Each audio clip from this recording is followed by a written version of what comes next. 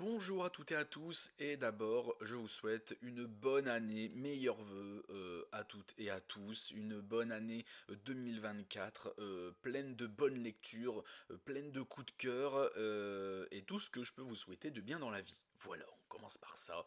Je vais vous faire, hein, pour bien commencer l'année, le top de mes lectures 2023. Là, je vais vous montrer 10 livres 10 qui ont vraiment été des coups de cœur, ou certains des presque coups de cœur. Je vais pas vous le mettre dans l'ordre de préférence, il n'y a pas d'ordre en fait, je vous en parle. C'est pas du j'ai moins aimé à j'ai le plus aimé, c'est du pif un peu.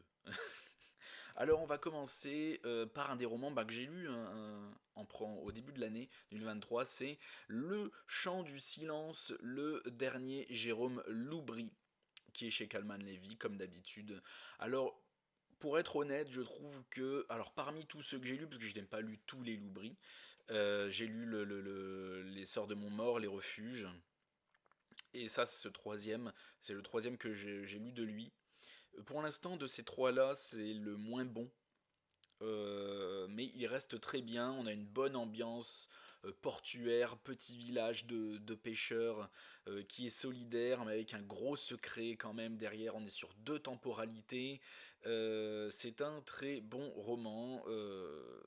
Je peux comprendre les gens qui l'ont lâché quand même, mais pour moi c'était vraiment bien raconté. On a peu toujours c'est très psychologique, comme d'habitude avec le Jérôme Loubry. On a toujours le petit twist. Tu penses que c'est fini, mais en fait c'est pas fini, tu te fais re-retourner le cerveau. J'aime beaucoup ça, j'espère que Jérôme Loubry va ne plus trop faire comme ça, parce qu'au bout d'un moment on va quand même, on sait quand même comment il fonctionne, donc j'espère qu'il va se renouveler pour le prochain.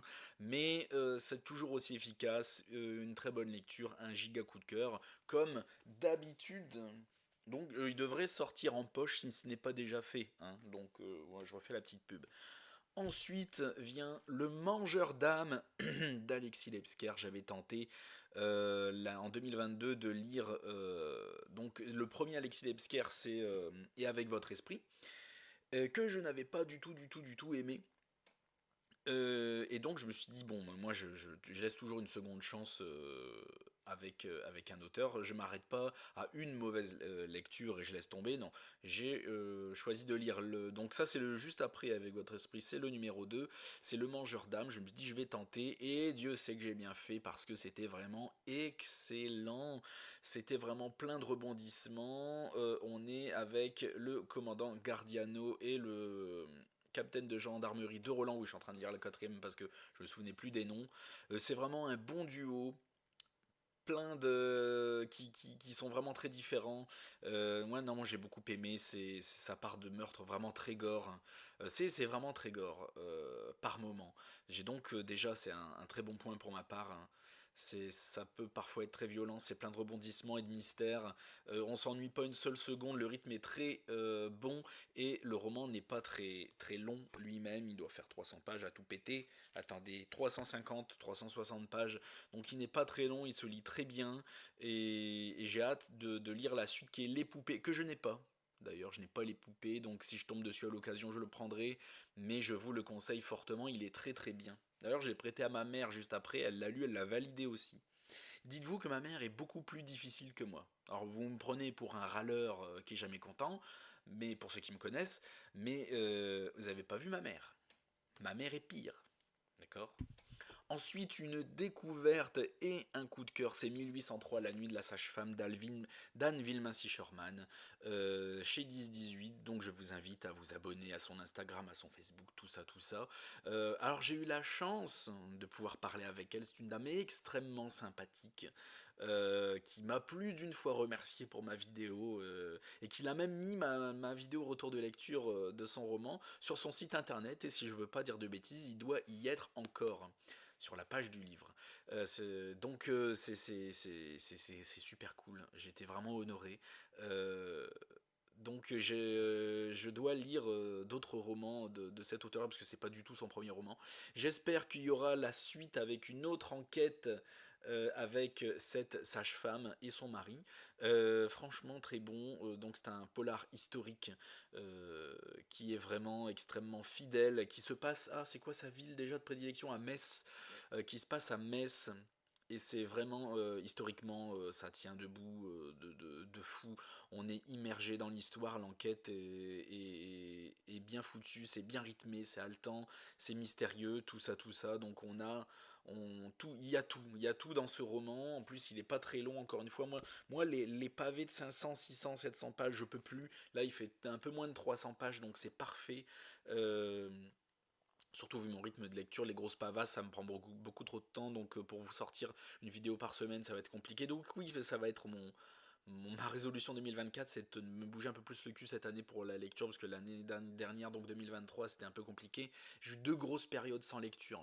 Donc celui-là, vraiment bon personnage historiquement. En plus, on apprend à connaître, elle met en scène des personnages historiques, voilà, qui ont vraiment existé, notamment Madame de Staël, que j'ai appris à connaître à travers ce roman et que j'ai trouvé tout ça extrêmement intéressant. Historiquement, on apprend des choses et sur fond d'enquête extrêmement intéressante.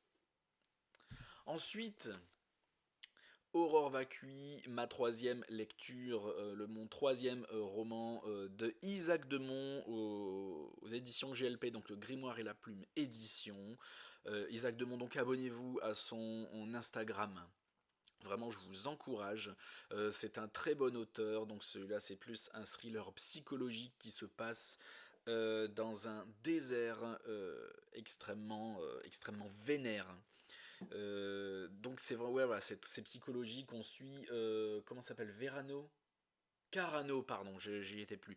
On suit Carano qui travaille pour une entreprise de pompes funèbres, voilà, dans ce désert et qui va suivre maintes épreuves et qui va devoir s'en sortir. Donc je vous le dis, c'est très psychologique, c'est pas plein d'action. Donc pour ceux qui veulent un truc hyper haletant avec plein d'action, machin, non, non, je vous le dis, c'est très psychologique, c'est vraiment très psychologique, c'est très travaillé. Moi j'ai kiffé ça. C'est très pesant, c'est très lourd, c'est très sombre. Et moi j'ai adoré ça. Donc si vous aimez les belles plumes, parce qu'il écrit vraiment excellemment bien, moi j'adore la plume d'Isaac Demont, donc foncez, foncez si vous aimez ça, parce que c'est vraiment de la qualité. Ensuite, hein, je vais essayer de faire une vidéo pas trop longue, hein, on n'est même pas à 10 minutes. Le dernier Alexis Lebsker, Hurlement, voilà, 2 romans d'Alexis Lebsker dans cette vidéo. Hurlement, que j'ai adoré. Donc j'ai découvert les 2 enquêteurs, je sais plus leur nom. Il y a Mantalo et un autre enquêteur plus âgé et beaucoup plus vénère et plus à l'ancienne que lui. Voilà, c'est un duo qui fonctionne très très bien. Ça parle de torture, donc un petit red flag là-dessus. Mais moi, dès que voilà, moi c'est le genre de red flag là, c'est ce que j'adore parce que voilà, tout ce qui est un peu, j'allais dire pas horrifique, mais voilà, dès que ça parle de torture, dès que ça saigne, dès que c'est, voilà, moi c'est quelque chose que j'aime beaucoup. Euh, Parce que ça part tout de suite pas dans la violence. Après, vous allez dire, oh, il aime la violence, ce garçon est bizarre. Non, non. Ceux qui aiment ça aussi voient ce que je veux dire. C'est toujours assez fascinant. C'est toujours. Voilà, on a des comportements de psychopathes quand on les voit à l'œuvre et que c'est expliqué. Moi, je trouve ça extrêmement satisfaisant. Euh, J'aime beaucoup. Donc, Red Flag, torture, notamment de femmes. Si vous êtes sensible à ça, donc faites attention. Parce que il va jusqu'au bout de son délire, si tu veux. Et donc très très bon, très haletant, avec la même enquête mais sous plusieurs points de vue, donc plusieurs enquêteurs différents, ce qui fait qu'on a des indices différents, des points de vue sur cette enquête différente. Donc j'ai trouvé ça très intéressant et très satisfaisant. Je vous conseille très fortement. Ensuite, très étonnamment, très étonnamment, je le mets dans mon top coup de cœur lecture 2023. Tuer Pétain de Pascal Chabot, un monsieur qui est venu me voir en DM sur Insta suite à ma vidéo de 1803 la nuit de la sage-femme. Il a vu ma vidéo, il a bien aimé et il s'est dit tiens, s'il a aimé ça, il aimera mon roman. Je vais lui proposer un SP et il a bien fait. Alors du coup, il m'a envoyé ces 2 livres, hein. Le deuxième, je l'ai pas encore lu, mais bientôt, ça va venir, hein. Monsieur Chabot, si vous regardez ma vidéo, sachez que je vous en faites pas, ça va venir, je vais le lire, c'est prévu. Je vous taguerai dessus et tout pour vous faire la pub. S'il est aussi bon que Tu es Pétain, y a pas de problème. Donc oui, ça se passe pendant la guerre mondiale, la seconde guerre mondiale, ou je sais plus si c'est la première. Ouh là là, mais non mais attends, non mais attends. Je ne sais, je l'ai lu en début d'année presque, hein, au mois d'avril. Oui, oui, 1941, c'est la Seconde Guerre, pardon. J'ai eu un bug. Le mec a un culte, hein, tu sais. Et donc pendant la... Il me semble bien que c'était la Seconde, mais j'ai eu un bug.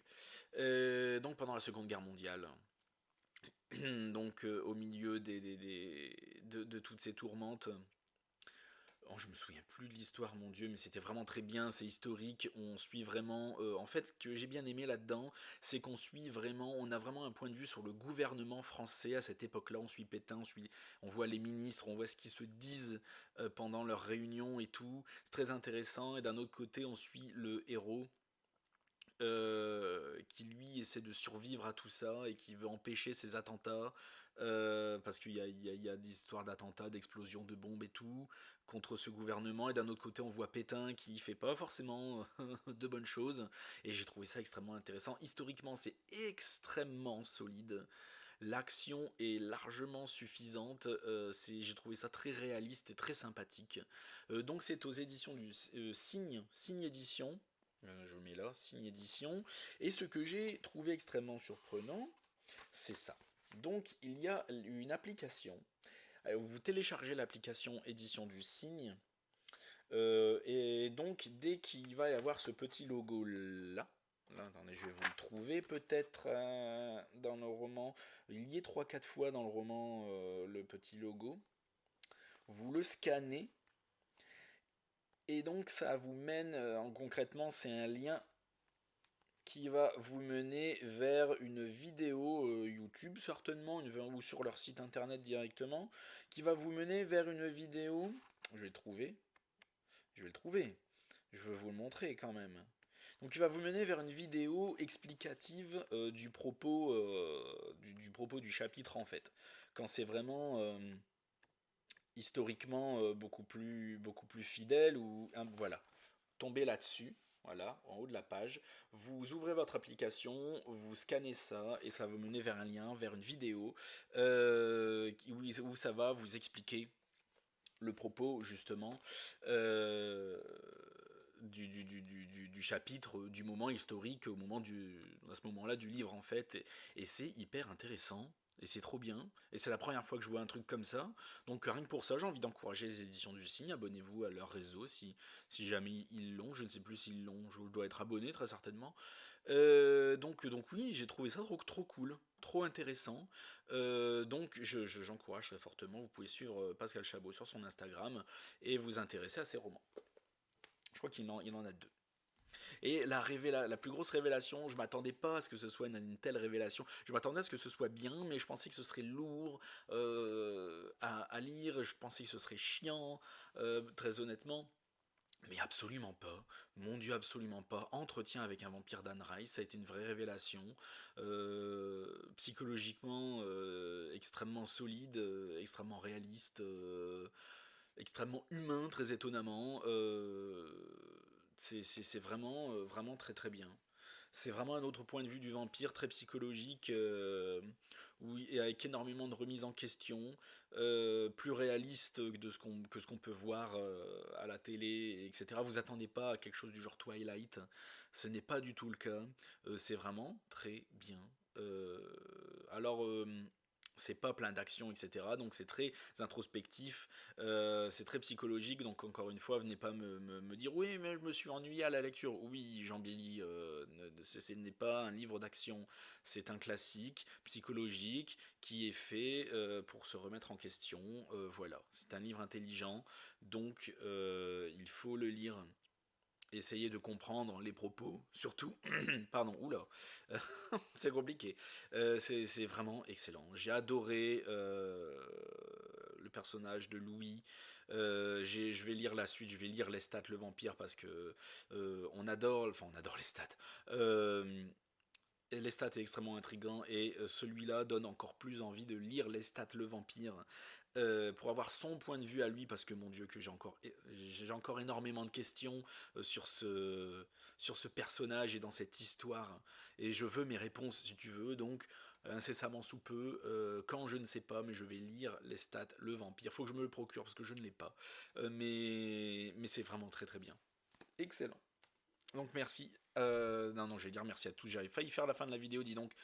Ensuite, la faille. Alors je l'ai, hein, je l'ai en papier. Et je ne peux point vous le montrer, tout simplement parce que je l'ai prêté à ma mère. Donc ce que je vais vous montrer maintenant, c'est j'ai pas le papier, je le prête à ma mère. Parce que je l'ai prêté à ma mère. Donc La Faille de Franck Tillier, qui est excellent. C'est son dernier roman et avec comme thème la mort. Donc attention, si vous êtes sensible à ce sujet-là, c'est extrêmement bien traité. Aussi bien du est-ce qu'il y a une vie après la mort, le cerveau après la mort, la conscience après la mort, et aussi bien que quand tu es dans le coma, est-ce qu'on doit te débrancher ou pas, avec une autre petite problématique que je vous laisserai découvrir par-dessus. Donc c'est vraiment excellent, du Franck Tillier comme on l'aime, comme je le préfère. Et ça remplit son rôle à 100%. Voilà. Ensuite, laissez-moi faire ma petite magie. Je ne peux pas vous le montrer parce que je ne l'ai pas en papier. C'était un service presse que j'ai eu sur NetGalley. Une saison pour les ombres de R.J. Ellory. C'était vraiment excellent. C'est encore une fois, on est sur deux temporalités avec un grand mystère. Je ne sais plus comment il s'appelle. Je crois que c'est Jacques qui retourne dans son village, le village où il a grandi. Et parce que je crois que c'est son frère qui a fait une connerie, ouais c'est ça, son frère qui a fait une connerie, donc il l'a, comme c'est son seul parent vivant, il l'appelle, ils l'ont appelé, la police l'a appelé, donc il doit revenir. Et donc suite à ça, on va avoir le mystère un peu qui revient sur le tapis. Donc on va avoir toute cette histoire-là. Donc ça va être extrêmement intéressant, extrêmement sombre.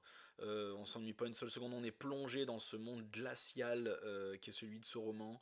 Et c'est pas, attention, c'est pas pour les dépressifs, hein, mais c'était vraiment excellent. Tu me souviens que c'était excellent.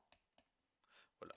Alors je ne m'arrête pas trop dessus, pas parce que je m'en souviens plus non plus énormément. Voilà, c'est des choses que j'ai lues en début d'année 2023, ça va faire presque un an, donc c'est n'est plus si frais dans ma mémoire. Et je ne peux pas ne pas revenir sur le dernier Éric Foissier, Le Bureau des Affaires Occultes, tome 3, Les Nuits de la Peur Bleue. Donc le troisième et dernier roman du Bureau des Affaires Occultes, en tout cas les dernières aventures de cette trilogie où nous retrouvons Valentin Verne et Adelaide Marceau dans cette enquête qui... Et alors le tome 2 je l'ai aimé mais moins bien que le 1, on était sur un thème beaucoup plus de mystification, de médium, de tourner les tables, etc. De médium. Donc j'ai trouvé ça un peu moins. Alors c'était intéressant, mais c'était peut-être un peu long, un peu moins bien maîtrisé, je ne sais pas. Il y avait manqué quelque chose, mais là, on revient un peu aux bases et c'était vraiment excellent. On, on est beaucoup plus dans la problématique de Valentin, ses problématiques à lui, si tu veux. Euh, donc c'est ses problèmes à lui, les problèmes d'Adlaé, c'est vraiment beaucoup plus personnel point de vue pour ses points de vue histoire dans ces personnages-là. Ils sont encore une fois très impliqués et leurs peurs et leurs problèmes vont refaire surface et ils vont être obligés de les résoudre. Et que va-t-il se passer à la fin? Est-ce qu'ils vont y arriver? Est-ce qu'ils finissent vivants? Je ne sais pas. À vous de le lire pour savoir. Est-ce qu'il va y avoir une suite? Peut-être, je ne sais pas.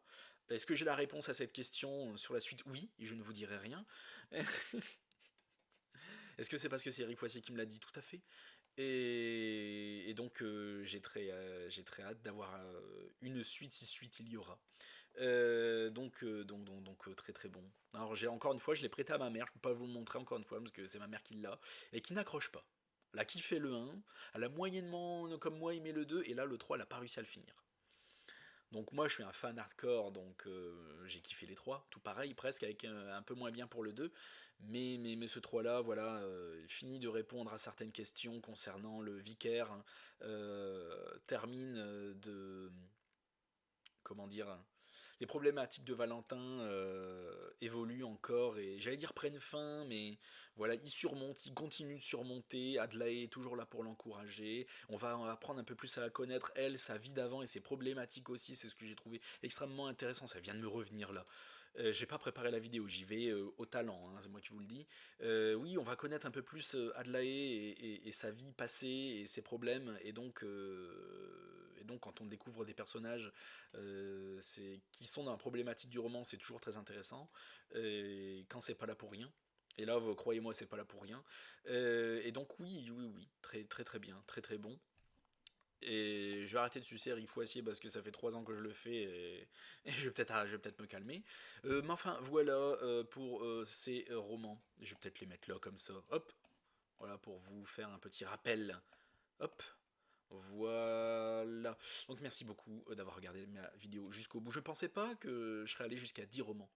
Je ne pensais pas que je serais allé jusqu'à 10. Je me suis dit, vas-y, si j'en trouve 5 parce que l'année d'avant, 2022, j'ai eu du mal à trouver des coups de cœur.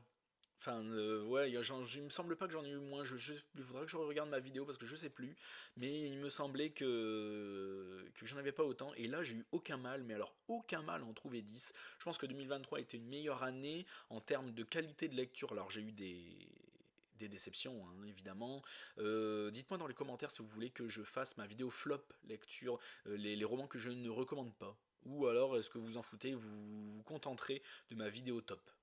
Parce que je peux complètement faire une vidéo flop avec au moins 5 romans déception, hein. Je peux complètement faire ça, donc merci à tous d'avoir regardé la vidéo jusqu'au bout. N'hésite pas à liker la vidéo, à la partager, à t'abonner à la chaîne, à la partager également. T'as l'habitude, tu fais ce que tu veux. En attendant, merci à tous et à la prochaine chez Alistair.